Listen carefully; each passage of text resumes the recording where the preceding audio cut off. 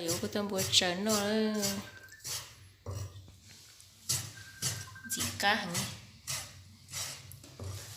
Cho tao nó câu số. Cho nó câu số nữa. Bây giờ nó bây giờ đó.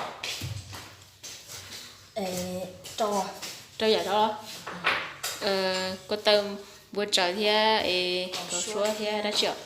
tao chú thì Tao thì rau kỳ thì lúc xưa thì是吧？怎么炒菜是吧？nhỏ tôi tao kia đó. Tao nè ăn chỉ kia chỉ bông bể. Chỉ rau ở đâu nha? Chỉ rau nó với rau sống tua. Sống tua. Số chết sống à? Đó. Thì nó nhá chi nó nhá. Tao kia.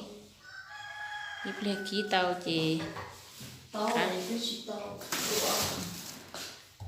đàn nữa chỉ cá hàng đi đó. Đi plei tao chỉ mà đi. Nó là nơi xe nữa. Cho nó có chờ rồi như thế này à? Giờ phải ta la xem. Ta la là. Chỉ cá hàng nữa cho nó. Chú đồng nó. Chú con nó kìa. Liền. Bây giờ chú sẽ cầu sẽ là thì bây giờ chú sẽ để mà đi sai nó còn nó chế đó rồi cho chuyện cho những con đó cho sao rồi cho cá sao vậy cho mình chỉ số sau mình chỉ hàng nó sẽ to hết rồi chế bạc nó chỉ số cái chỉ sai bạc à nó không có gió đâu này chỉ sai chỉ cá thì đi cho cho coi nhá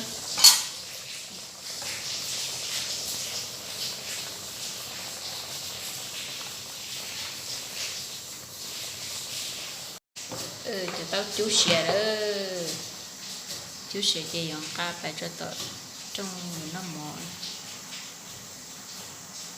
chè nó sẽ là chè tao đó canh chè tao nó đi cho nó đây ký sơ có gió lo cho nó nhau có tầm một trời cho nó nhau cầu số tiền là nó